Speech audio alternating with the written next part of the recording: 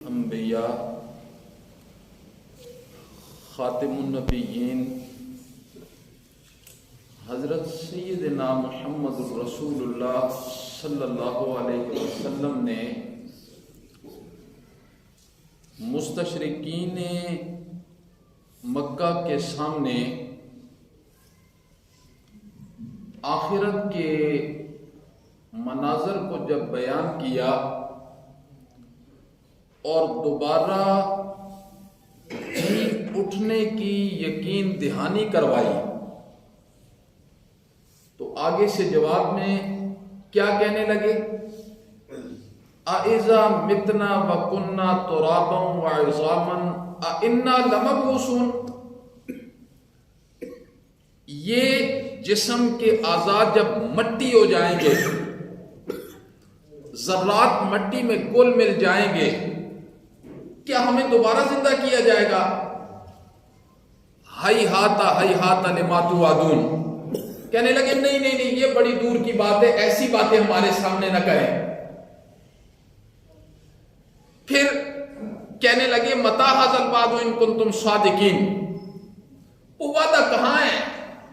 تو اللہ نے فرمایا اتی امر اللہ، اللہ کا امر آ گیا ہے، فلا تستعجلوہ، جلدی نہ کرو، بس وہ قریب آن پہنچا ہے۔ امام الانبیاء نے کیا ارشاد فرمایا؟ من مات فقد قامت قیامتہ، جو مر گیا اس کی قیامت اسی وقت سے شروع ہو گئی۔ لوگ نہلاتے بعد میں ہیں، کفناتے بعد میں ہیں، دفناتے بعد میں ہیں، جنازہ بعد میں پڑھتے ہیں، اس کی قیامت اسی وقت شروع ہو جاتی ہے۔ یہ حدیث کے اندر آتا ہے، اس کی قیامت اسی وقت شروع ہو جاتی ہے۔ یہ سارے معاملات لوگ بعد میں کرتے ہیں، جو ہی روح نکلتی ہے نا تو اس کی قیامت شروع ہو گئی۔ اب بندہ دو حال سے خالی نہیں ہے، یا وہ نیک ہوگا یا وہ بد ہوگا، دونوں اعتبار سے اس کے ساتھ اللہ کی طرف سے وہ برتاؤ کیا جائے گا۔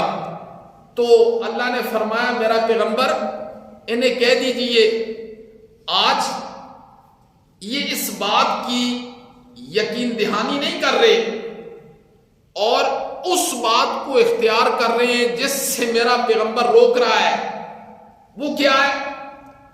وہ غیر اللہ کے سامنے سجدہ ہے، وہ غیر اللہ کے نام کی نظر و نیازیں ہیں، وہ غیر اللہ سے امیدیں وابستہ ہیں۔ دیکھیے میرے محترم، ایک بات آپ نے ذرا توجہ سے سننی ہے۔ انسانوں کا پیدا کرنے والا کون ہے؟ بولو، اللہ ہے انسانوں کا پیدا کرنے والا۔ پھر اللہ نے انسانوں میں مرد پیدا کیے، پھر عورت پیدا کی۔ سلسلہ انسانیت کو جاری کرنے کے لیے اللہ نے ایک نظام بنایا۔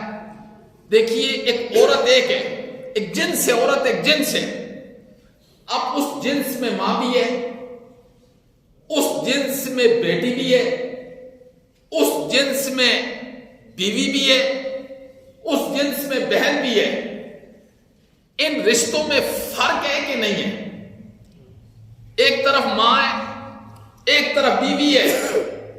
اب ماں کے ساتھ بیوی والی محبت نہیں ہے اور بیوی کے ساتھ ماں والی محبت نہیں ہے۔ ایک طرف بیٹی ہے، ایک طرف بہن ہے۔ یہ حدود و قیود مقرر کرنے والی ذات کون ہے؟ اللہ ہے۔ اللہ نے فرمایا جو مسلمان ہے اس کے لیے ایک حد ہم نے رکھ دی ہے، ایک حد رکھ دی ہے، بس اس حد سے آگے نہیں جانا۔ اللہ نے ایک جنس عورت ہے اس کے درمیان رشتے متعین کر دیے، یہ ماں ہے، یہ بیٹی ہے، یہ بیوی ہے، یہ بہن ہے۔ اللہ نے فرمایا اسی طریقے سے جو میری باقی مخلوق ہے نا، باقی مخلوق وہ ہے ساری کی ساری میری مخلوق ہے، میری مخلوق ہے۔ اب میری ذات کے ساتھ کوئی شریک نہیں ہے، میری صفتوں میں میری ذات کے ساتھ کوئی شریک نہیں ہے، نہ کوئی نبی شریک ہے، نہ کوئی ولی شریک ہے، نہ کوئی عرشی، نہ کوئی فرشی، نہ کوئی نوری اور نہ کوئی ناری، نہ کوئی زندہ اور نہ کوئی مردہ، نہ کوئی حجر اور نہ کوئی شجر. اللہ نے فرمایا یہ ساری مخلوق ہے. مخلوق. یہاں اللہ نے بڑا عجیب جملہ فرمایا اتا امر اللہ, اللہ کا امر آ گیا ہے, فلا تستعجلوہ, جلدی نہ مچاؤ, سبحانہ, سبحانہ, اس کی ذات پاک ہے. اس کی ذات کیا ہے؟ اس کی ذات پاک ہے. مولا تو پاک ہے. کیسے پاک ہے؟ یہ میری چادر بھی پاک ہے, یہ مصلی بھی پاک ہے, یہ جگہ بھی پاک ہے. جب پاکی کی نسبت بندے کی طرف ہوگی تو کیا معنی ہے؟ جب پاکی کی نسبت خالق کی طرف ہوگی تو معنی کیا بنے گا؟ اللہ بار بار قرآن میں یہ جملہ کہہ رہے ہیں, سبحانہ, سبحانہ, میری ذات کیا ہے؟ پاک ہے, پاک ہے. دیکھیے انسان کی طرف نسبت ہوتی ہے تو کیا ہوتا ہے؟ کپڑا گندگی سے پاک ہے, چادر گندگی سے پاک ہے, جگہ گندگی سے پاک ہے. لیکن جب پاکی کی نسبت اللہ کی طرف ہو جائے گی, پاکی کی نسبت, تو کیا معنی بنے گا؟ کیا مطلب ہوگا؟ جب بھی پاکی کی نسبت اللہ کی طرف ہوتی ہے تو معنی یہ ہوتا ہے اللہ شریکوں سے پاک ہے. اللہ کس سے پاک ہے؟ شریکوں سے پاک ہے. اللہ کا کوئی شریک نہیں ہے, کوئی شریک نہیں ہے. قل هو اللہ احد, اللہ ایک ہے. اللہ الصمد, اللہ بے نیاز ہے. لم یلد ولم یولد, نہ وہ کسی سے جنا اور نہ اس سے کوئی جنا. ولم یکن لہ کفوا احد, اور اللہ کے برابر بھی کوئی نہیں ہے. اللہ کے برابر کوئی نہیں ہے. نبی ہیں تو اللہ سے نیچے ہیں, مخلوق ہے تو اللہ سے نیچے ہے. ساری مخلوقات کا پیدا کرنے والا کون ہے؟ بولو, اللہ ہے. اللہ نے فرمایا سبحانہ, میرا پیغمبر ان مشرکین مکہ کو یہ بتا دے, سبحانہ, اللہ کی ذات پاک ہے. اللہ نے فرمایا صرف پاک ہی نہیں ہوں, وتعالی, میں بلند بھی ہوں. میں کیا ہوں؟ صرف پاک نہیں ہوں, وتعالی, میں بڑی عظمت والا ہوں, میں بہت بلند ہوں. مولا تو بلند ہے. کس سے؟ اللہ نے فرمایا اما یشرکون, جنہیں اٹھا کے میرے ساتھ رکھ دیتے ہو. کبھی کہتے ہو جی عیسیٰ 3 میں سے تیسرا ہے, کبھی کہتے ہو 3 مل کے ایک خدا ہے. اللہ کہتے ہیں مجھے گالیاں نہ نکالا کرو, گالیاں نہ نکالا کرو. خود قرآن نے کہا, اللہ کہہ رہے ہیں قرآن میں کہ مخلوق مجھے گالیاں دیتی ہے. پھر اللہ نے بتایا مجھے گالیاں کیسے دیتے ہو. کبھی میری طرف اولاد کی نسبت کرتے ہو, کبھی فرشتوں کو میری بیٹیاں کہہ دیتے ہو جی, اور کبھی نبیوں کو میرا شریک بنا دیتے ہو.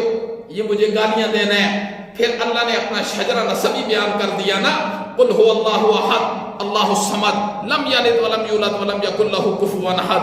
اللہ نے اپنا شجرہ نسب بیان کر دیا. فرمایا میرا کوئی ہمسر نہیں ہے. سبحانہ, اللہ کی ذات پاک ہے. کس سے پاک ہے؟ شریکوں سے پاک ہے. اللہ کا کوئی شریک نہیں ہے. نہ اللہ کی ذات میں کوئی شریک ہے, نہ اللہ کے افعال میں کوئی شریک ہے جی, نہ اللہ کی صفتوں میں کوئی شریک ہے. سارے کے سارے وہ محتاج ہیں. تو کس کے محتاج ہیں؟ اللہ کے محتاج ہیں. اور جو محتاج ہوتا ہے وہ الہ نہیں ہوتا, جو محتاج ہوتا ہے وہ الہ نہیں ہوتا. میرا پیغمبر ان مشرکین مکہ سے یہ کہیے 360 بت تم نے بیت اللہ میں رکھے ہوئے ہیں جی, 300, اور روزانہ ہر بت کے نام کا عرس چل رہا ہے. روزانہ ہر بت کے نام کا عرس چل رہا ہے. اللہ نے فرمایا سبحانہ, میری ذات پاک ہے, وتعالی, اور بلند ہے. اما, ان سے یشرکون, جنہیں تم اٹھا کے میرے ساتھ شریک کر دیتے ہو.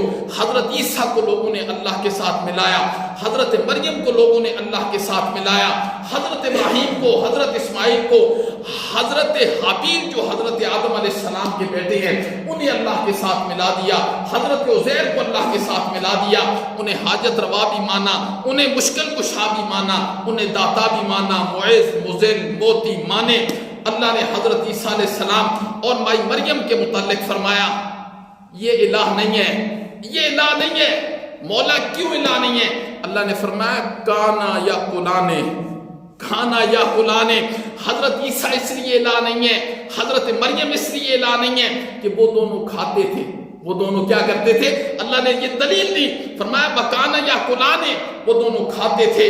اور یاد رکھنا جو کھاتا ہے وہ محتاج ہوتا ہے. کس کا محتاج ہوتا ہے؟ وہ زمین کا محتاج ہے، وہ دانے کا محتاج ہے، وہ بوریوں کا محتاج ہے، وہ ریڑھی کا محتاج ہے، وہ ہاتھوں کا محتاج ہے، وہ چکی کا محتاج ہے، وہ آگ کا محتاج ہے، وہ چولہے کا محتاج ہے، وہ دیشکی کا محتاج ہے۔ اللہ نے فرمایا جو اتنا محتاج ہو وہ الہ نہیں ہو سکتا، جو اتنا محتاج ہو وہ کیا ہے، وہ الہ نہیں ہو سکتا۔ تو اللہ نے فرمایا، کیا فرمایا؟ میرا پیغمبر انہیں بتا دیجئے قیامت آئے گی اور لائے گا کون؟ سبحانہ، جو پاک ہے، وتعالی اور بلند ہے، اما یشرکون، ان سے جنہیں تم اللہ کی ذات کے ساتھ شریک کرتے ہو۔ تو انبیاء کی سب سے پہلی اور بنیادی دعوت کیا تھی جی؟ سب سے پہلی اور بنیادی دعوت یہ سورہ نحل ہے۔ انشاءاللہ اس میں اللہ نے بڑے خوبصورت مضامین دلائل کے ساتھ پیش کی ہیں۔ کبھی اللہ دلیل عقلی دے رہے ہیں، عقل کے ساتھ سوچو، کبھی اللہ دلیل نقلی دے رہے ہیں، دیکھو انبیاء کے حالات و احوال تمہارے سامنے ہم نے پیش کیے ہیں۔ کبھی اللہ دلیل وحی دیتے ہیں، آسمان سے وحی نازل کرتے ہیں۔ تو یہ بڑے دلائل کے ساتھ زبردست قسم کی صورت ہے۔ انشاءاللہ العزیز اگر آپ کا ذوق ہوا، آپ کا شوق ہوا تو انشاءاللہ العزیز ایسی زبردست باتیں میں آپ کو اس صورت کے متعلق بتا دوں گا نا، شاید آپ نے زندگی میں ایسی باتیں بھی نہ سنی ہوں۔ تو دعا کریں ہماری صحت کے لیے، ہم آپ کی صحت کے لیے دعا کریں گے۔ دعا ہے کہ اللہ وعلیکم السلام۔ وہ جنازہ بھی جو کل ہوا تھا نا، لوگ سارے کہہ رہے ہیں کہ یہاں جو ہے نا وہ کمرہ آگے بنائیں جنازہ رکھنے کے لیے، جیسے دوسری مسجدات میں ہیں۔ تو میں نے یہ پوچھنا تھا ادھر بھی رکھ کے آپ پڑھ سکتے ہیں؟ نہیں ادھر